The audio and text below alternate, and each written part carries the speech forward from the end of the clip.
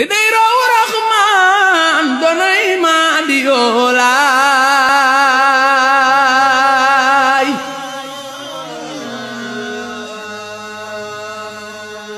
ba yaram balako ba tey yaa fi ne. mbokk yi Ousmane Sonko président du PASTEF moo ñëwoon fi nga xamante ni moom mooy kër Seydina Issa Laye nekk fils aîné mu doon indi li mel ni condoléance yi na gis déclaration bi nga xamante def na ko exclusif si Cambérène 24 force de l'actualité bi mu ñëwee fekk ne fi nga xamante ni moom mooy Seydina Issa Laye ak ay rakkam ci si mel ne Chérif Idrissa Thiaw Laye Libaas Laye kilifi mag yi ci xamante saal bi ñu ko recevoir dinañ tegal li nga xamante ni intégralité bi ngeen déglu seetaan discours bi nga xamante ni Ousmane Sonko def na ko ak moom Seydina Issa Laye ci saal bi. dañoo ñëwoon ànd ak délégation bu ndaw rek comme jamono ji moom ak mbas mi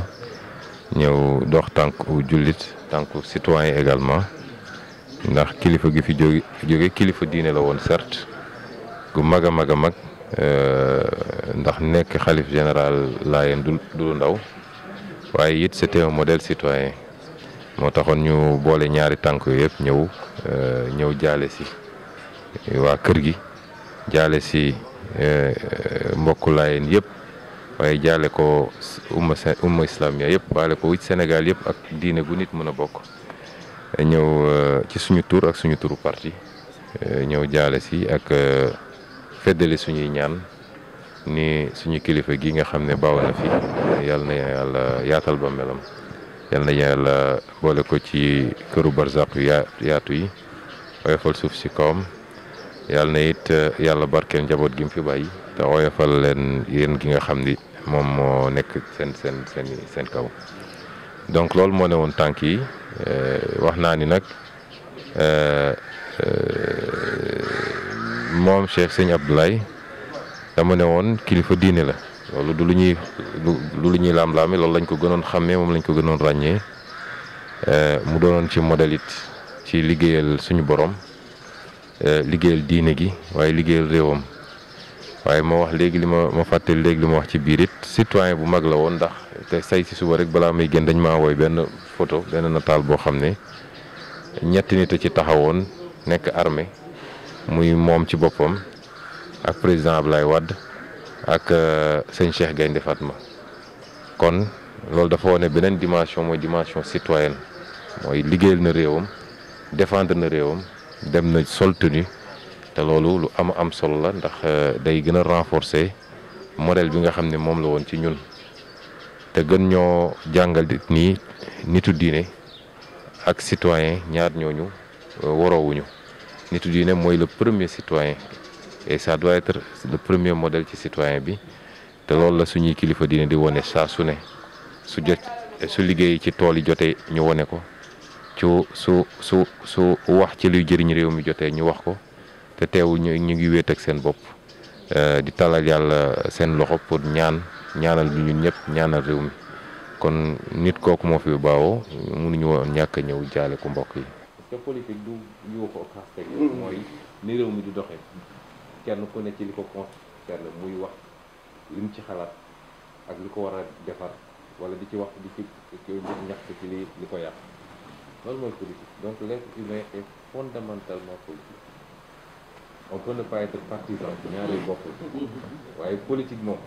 soo on est 17 millions de Sénégalais su dee 10 millions yi ay majeur lañu 10 millions yi ñu ngay politique chaque jour yéeg nañ ko yéegul ku nekk nag ak ñu muy politique bokk ma parti nag ku ne mën na ko wax donc boobu ñu ñu ànd ci génn ñaareel bi mooy jàpp ni kilifa diine warul politique ñun ànduñu ci loolu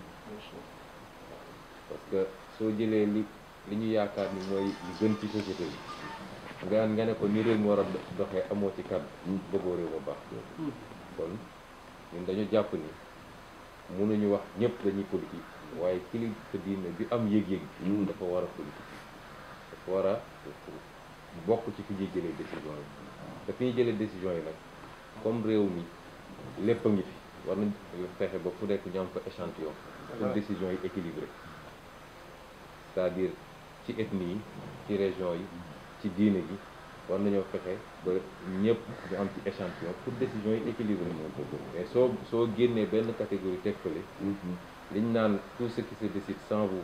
se décide contre vous boo moytul dina bëri loo xam buñ ko nasee ba génne ko catégorie yi nga bàyyiwoon fële duñ ci gis seen bopp te dinañ contesté kon loolu it ñu dëppoo see génn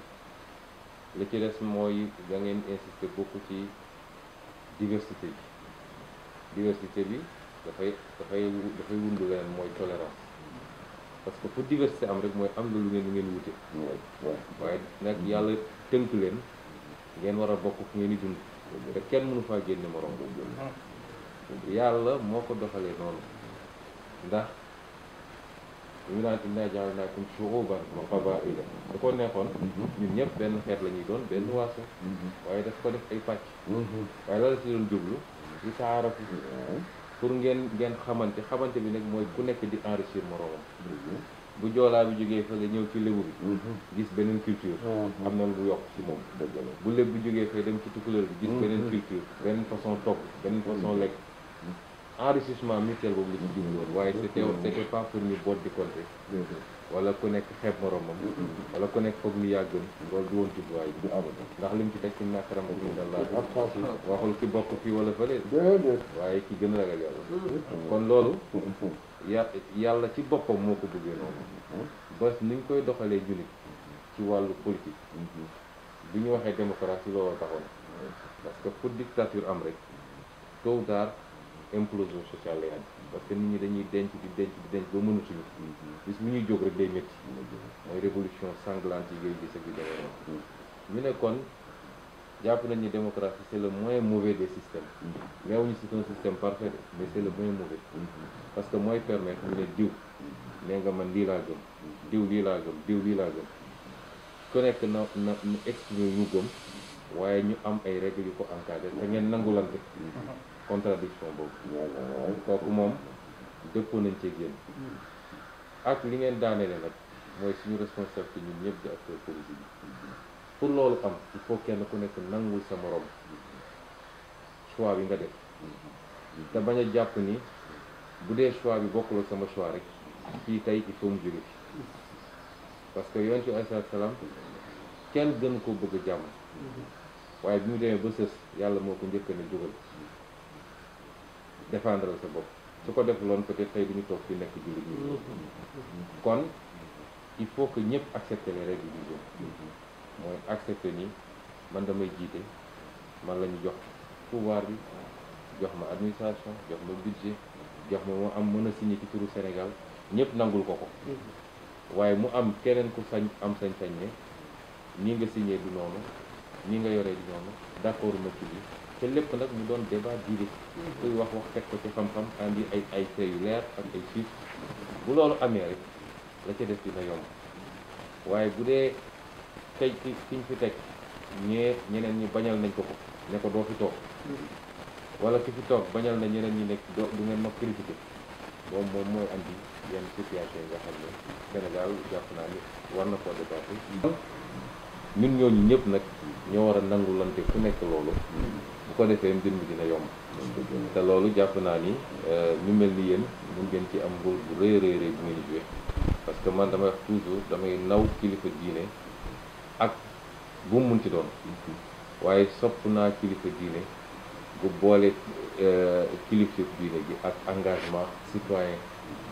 parce que dafa jàpp ni li ñu war a def ci jàkka ji nañ ko def li ñu war a def ci kurus gi nañ ko def waaye bu bay jotee dinaa ànd ak ñëpp bay bu daje ci penc mi wax ni mu war a doxee jot dinaa ñëw daje nit ñi ci penc mi te loolu it je crois que lu am solo la te loolu moom amuñ ci problème ñun dëgg yàlla am nañ ci ñu ci ànd ak ñun ñu bëri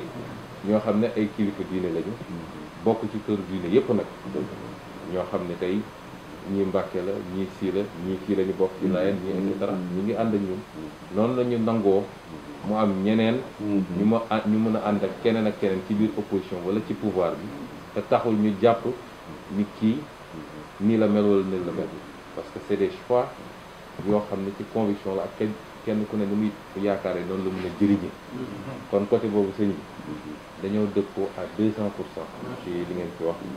loolu mooy suñu gis-gis ci réew mi ci loolu la ñuy essayer dox tam c'est un plaisir mën a toog wecc ci xalaat ak jumel yéen waaw xam naa dinañ ko gën a xóotal ci yeneen jamono dinañ ñëw am benn statut bu gën a xóot bu soobee yàlla di la wax ni nag nit la koo xamante ni day dunde l'islam la maam Abdou Aziz Dabakh waxoon baayam nekk Abdoulaye Thiaw jàngoo aay bi rek teg ko yow da nga dunde aaya bi alxuraan suñ ci yemee ci barkeeru rek échec nanu alxuraan dañ koy dunde waxtasimu bi hablillahi jamii'an wala tafarraqu maam Abdou Aziz daal di ko yow jàngoo aaya bi rek jàll da nga ko dunde moo tax ngay déggal li mu la wax mu tudde këru diine yëpp du loo xamante ni pour rek ñu koy wax nii lu mu doon dundale ci biir njabootam Seydina nag loolu nekkoon ci baayam bi Serigne Ablaye moo ne ci moom du zuwoo xëy ni loolu yante bi naan woy moytu leen am ñaari kanam moom li mu gëm rek lay wax moom lay wax ci biir moom lay wax ci biti te nag amul nguur gu fi aw te participer wu ci lépp nag ngir défendre baayam te doom ju baax ju ne war ngaa fexe sa ndamal wëy itteel la sacrifié na ay boppam ngir xilaafa baayam tey yàlla dogal mu ànd ak président Macky Sall ànd bu rafet boo xamante ni tey li muy wax ñu mën ko dëggal moo ko liggéey ndax taxawaayam bu rafet te nag boddiwul kenn këram gii li mu la wax loolu lay dunde opposant ak état ku ko fëgg mu ubbil la wax ak yow yiw waaye teewul nag la mu ne mu nga sane ci jub ak mbaax li tax ñun ñu ñeme ko muy mën noo jur danu toog ak sunu way jur mu ne de man Seydina di óolu naa ko ndax am na xam-xam te jub na xam-xam nag su amee te jub amul baaxul waaye moom nag am na xam-xam te jub na te loolu lu ñu nekk ay xale sunu way jur yi génn àddina toog nan mu wax na loolu ci moom te sagal na baayam ba muy dund ban ka duggalee ci biir suuf ba tey mu ngi des di ko sagal kilifa yëpp ay doomam la ay doom dan ko doomoo woon ba ci Serigne Mansour Sy mu baax ma sunu wajju borom daara ji ni mu meloon ci Seyna ñun ñëpp daf ñu yéemoon daaw ko recevoir ci saa ci biir néegam sambra ko su la ko daara man ànd naa ak moom teg ko foo xamante ni dem na ba nekk su kilifa yëpp amoon doom ju mel ñoo seen wanag réew mi jag loolu fekk na Serigne Mansour wax ko te ba loolu tegu ci tànkam kon moom su ne mënul fay way juróom ñun xam nañ ne mënul fay way juróom waaye moom sagal na ndax soo doon ne ku toll ni Serigne Ablaye te kenn mënulaa dut baaraam ah ku bokk ak yow war na laa tiitoo ñun nag dañ koy tiitaroo yal na yàlla sàmm ko yal na yàlla jàpp yàlla moo wax yonent bi wa maa yantiqu anil hawaa in huwa illaa wahyun yuuhaa yow ñi nga xamante ni seen i xam-xam dafa màccoo ci noonu ngay déglu fas'alu ahla zikri in kuntum laa ta'lamuun ahlu zikri sont les spécialistes les médecins et ceux-ci chercheurs ñooy ahlu zikri yonente bi muy wax utlubul ilma walaw bi siin fa la jàngara bu jóge di wax sama jëkk yi fa la jóge ba mu wax loolu kenn di dem Chine di fa jàng charia waay donc l'islam amul ay frontières ci xam-xam wala souci li jariñ doomu aadama nangam aujourd'hui les problèmes climatiques ñen ñoo ko sëq dem nañ ay COP 21 COP ceci tout tërërër mais ba tey kenn ñemewul taxaw jant bi yàlla ko moom moo tiim yi yëfut beeg ñi ko gëm ak ñi ko gëmul ak yëpp ñoom ñëpp ñooy nangam wa fi afaq wa fi ceci mu ne ak sa xam-xam ak sa ceci benn jullit mën la taxaw ne maa moom jant bi wala atte ne maa moom jant kenn doon lépp ñëpp ciy jariñu wala ñëpp ci loru moo tax ñu boole les efforts ku ci ne nangam yàlla gisul ki ko gëmul ci kaw foofu la yamale ci li ñuy dimbale àllaaxira la yàlla atte ko muy atte adduna bi fi waay yor dañ la ko dénk amoo balaa ngay am yàlla atte pare bu nga dégg xaalidiina fiihaa ngay doon di am loolu ñun ci foofu la ñu toll daanu jaamu yàlla mais ay citoyen sénégalais dëgg loolu mooy loo xamante ni Sénégal képp ñu dajale woon maa lan ñaar wóor na ma ni ko la Sénégal ma digg waaye nag am naa ci moom jur Seydina Limaamu mujj ko beneen affaire pare nañ ci yow parce que mënumaa wax ba nekk Seydina Limaamu mënumaa wax ba nekk Seydina Issa mënumaa wax ba nekk Ablaye Thiaw mais pourquoi pas dama soo personne maay Seydina donc fii ñooñu toll génération yi ñun ñëpp ñoo ko bokk donc war nañu génn lu nga xamante ni vraiment ñun ñëpp mën nañu un débat serein nangam et débat d'idées et alors ñu war a mën a génneel loolu mais bu ñu bëggee joxoñ naan kii mooy sëriñ bi mais bii sëriñ mais hal yastawi llaziina ya'lamuuna wal mag mu dañ jàng fu ne ñu dugal ko fa mu xam lu ne ñu bëgg a boole maasa loolu ñëpp a yam jëlal tëj neeg jël bukki dugal di gaynde muus ginaar xaj ni ñëpp a yam nga xool xamul ñëpp a yamul kon fii tey nit ñi toll man damaa gëm lu ñu ëppal solo xeex ci wàllu développement xeex ci loo xamante ni vraiment ndóol ak lu ko jigéen ñu fexe ba génn ci suñuy nangam mais ñun ñëpp nag loolu effort yu ñëpp lay doon gouvernement comme opposition parce que là réew ci boppam bu fa loolu amul sax ci wàllu institution mais du nekk dara faut que mu am une quand même un gouvernement nangam mais une position responsable et c'est tout c'est ça la démocratie donc loolu ci la réew mi di dox waaye pour benn sëriñ bu toog sa ñaan fii yow kañ yéen non man ku mel ni man acteur politique la waaye nag respecté Sonko ñii li mu yor respecté kii li mu yor respecté du ma tëji ci néeg mukk naan malaaka yi laay waxal di wax lu ma neex du ma ko defee kenn réew mi daal luñ fi rëdd te mu ñor ma dinaa ci nangu su ma neexit fa lay ànd waaw mais nag du ma bañal kii li yëm du ma bañal kii li yëm na rek benn digaat di vraiment bu tegu ci ñoom noonu rek la ñu bëgg ci réew mi ñun ñëpp ngeen ne ci jàmm doxal nangam réew mi ne ci jàmm ñu avancé dem Sénégal bu gën a jëm kanam macha allah bu gën a dem kanam ñun am nañ ci yaakaar ñu ngi bokk ci acteurs yi non ci biir lañu bokk ci ay nangam Seydina bokk na ca béykat du ñu def bañ dugg tax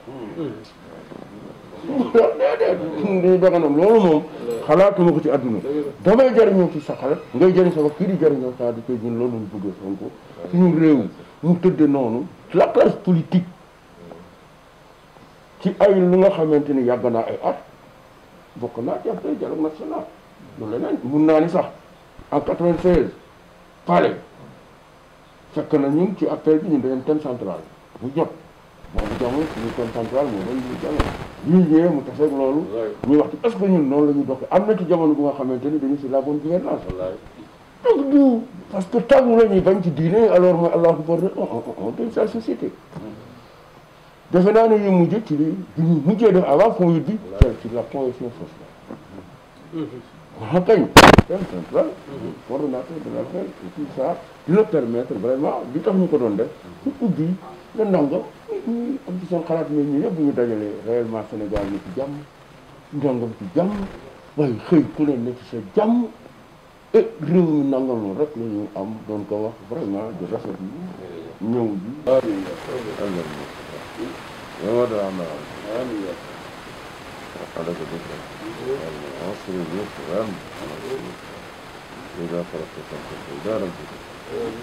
اللهم صل على سيدنا عبدك ونبيك ورسولك ونبيك وبحرمة لا إله إلا الله محمد رسول الله